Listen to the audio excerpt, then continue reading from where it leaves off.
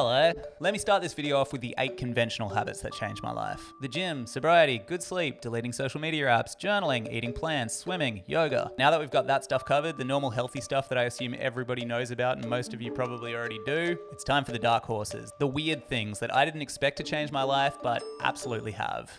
How's that for clickbait? We'll see if it holds up, eh? Habit 1. Give the guest the better plate. When you cook a meal or make a drink for someone, always give them the nicer one. Usually the difference between the two dishes are going to be almost insignificant. But if you really look inward, there will be one that you want slightly more, a nicer one. Give this one to your guest. I started doing this because I had this suspicion that I wasn't a very good person. I also wasn't very happy. So I trialed this a couple of years ago and I have not looked back. Here's why it worked for me. Every time you cook, you reinforce 2 very big ideas. The first is integrity. You do the right thing when nobody's looking. And the second is the idea that you are here to serve other people. Here's why I think those 2 ideas are important. Integrity is a quick path to self-respect, and serving others is a quick path to happiness. I personally believe that the way that you act in small situations end up echoing in the way that you act in big situations. So for someone who used to be a bit more selfish and quite unhappy, these are 2 qualities that I wanted to echo in my life. But developing self-respect and happiness are 2 really ambiguous things, and it can be hard to find situations to consistently practice them in. But food, that happens 3 times a day, man. So yeah. Done this for like maybe 5-6 years. Massively recommend.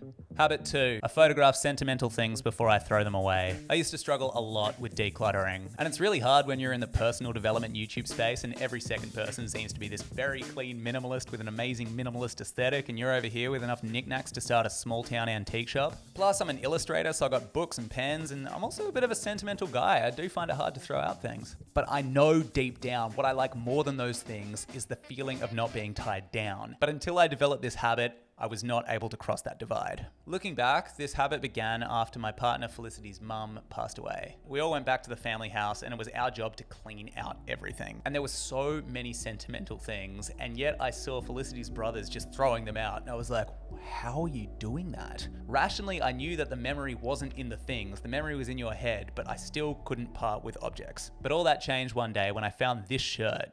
It's the shirt that I wore on the last day of high school. It's got signatures and messages and stupid drawings from everybody that I went to high school with. One of a kind, super meaningful. Ultimate sentimental item, right? But when I really looked at it, what was my plan? Was I just gonna bring this around from house to house and take it to the grave? And when would I possibly want this shirt? Logically, there was only one reason to keep it. This shirt was a visual aid to help me reminisce. And that's when I realized, well, in that case, I only need the visual. So I took a photo of the shirt and I threw that shirt in the bin.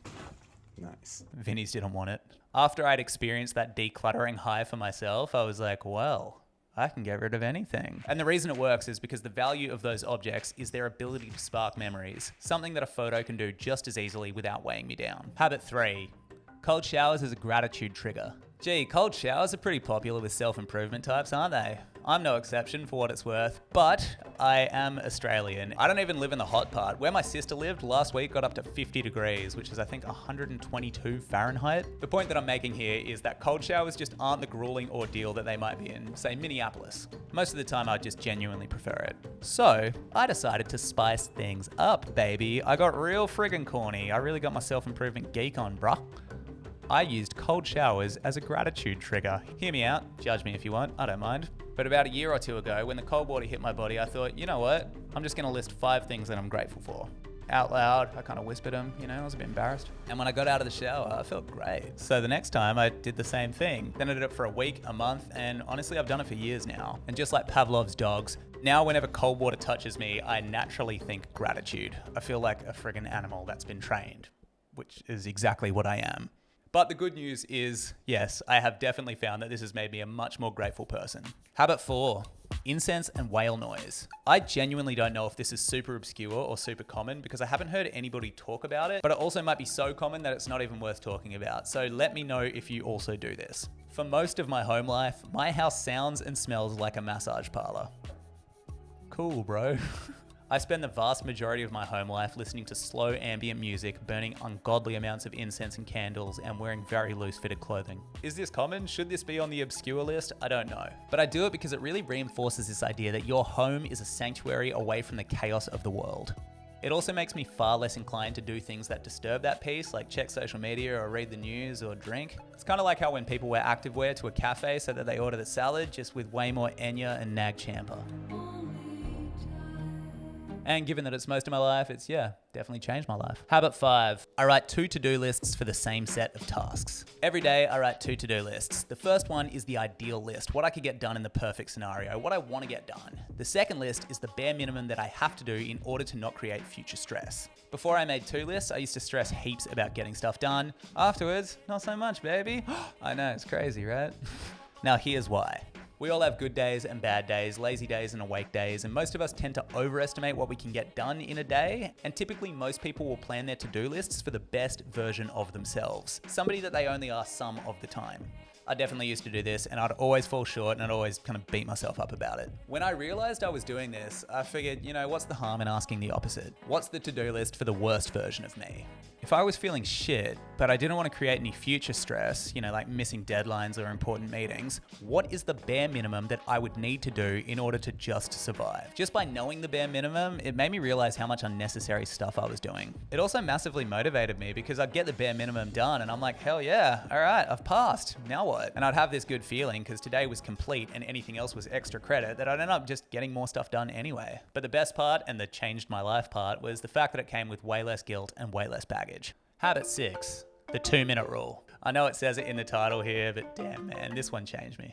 The 2-minute rule is this: if something takes less than 2 minutes, do it immediately. It sounds so simple, but it's huge. You see a dirty dish, you clean it. You see a message that you gotta write back to it. Your dog isn't wearing that cowboy hat that you got him, strap it back on, baby. Cowboy dog's here.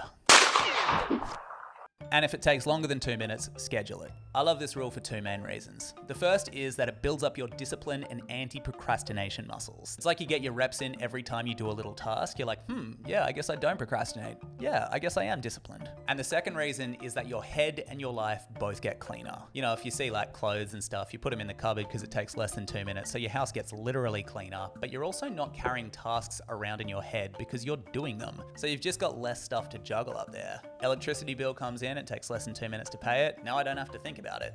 You get the idea. And if you want a full video on this concept and why I love it, I'll put a link in the description to one that I made, but for now you definitely have enough information to get started because it takes less than 2 minutes. Woo. Habit 7, hanging out with my dogs. Aww. This is lovely. This might not be an obscure habit, but I don't see dogs getting featured enough on life-changing habit lists, so I want to start that trend. Every day I play tennis racket fetch with my dogs. I hit the ball with a racket, they get the ball, they bring it back, and we repeat that. And I know what you're thinking, slow down with the crazy game theory and description, science man. But yeah, habit 7 is fetch, just hanging out with my dogs in general. But the real question is, how does the Cinderella foot of hanging out with my dogs fit the glass slipper of the clickbait title? More simply, how did dogs change my life? So something that might not shock anybody is I like work. I really do. I think it's fun. Not in a toxic way, but yeah, if I'm left to my own devices, work can definitely dominate my focus. Having dogs for me is the single best way I've found to force work-life balance because work-life balance is literally non-negotiable. You can't say no to a dog. What are you, a monster? Look at these faces. So you say yes, and at some point every single day you have to go somewhere with nature and you have to either play fetch or go for a walk or go for a run. Plus, because there's 2 of them and they both got Kelpie in them, they need my full attention. Now, here's the cool life-changing part. This has a ripple effect. It's not just that I'm forced into work-life balance, every single day I'm reminded of work-life balance. Because I'm being constantly reminded that work-life balance is important, I've ended up spending way more time outdoors, not just the bare minimum. And above that, I just really love my dogs. Habit 8, how is this the best thing that ever happened to me? If you've watched my channel before, you'll know that I love this question. So I've built up this habit where anytime something bad happens to me, I have a knee-jerk reaction to ask myself, how is this the best thing that has ever happened to me? And the thing about asking your brain that question is your brain will naturally try to answer it, and your brain probably won't stop until it comes up with a semi-plausible answer.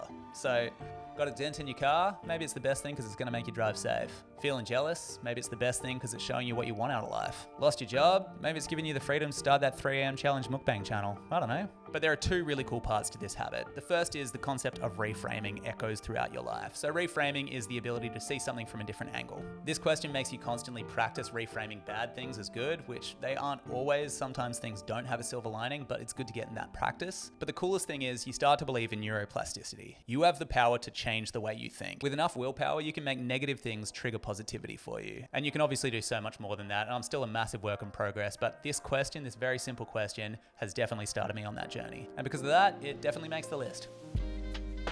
So thank you for watching. Those are my habits. I'd be super curious as to which ones resonated with other people or if anybody does any of them or anything similar. Also, I'm genuinely curious. I'd love to read if you've got any habits that seem a little bit offbeat or any that combine a few things. Chuck them in the comments. If you liked the more mental healthy type questions there, I did write a book on mental health. It's called Your Head is a Houseboat. A lot of people are enjoying it. I'll leave a link in the description, so check that out if you can. Subscribe if you're new, and other than that, have an incredible day. Catch ya.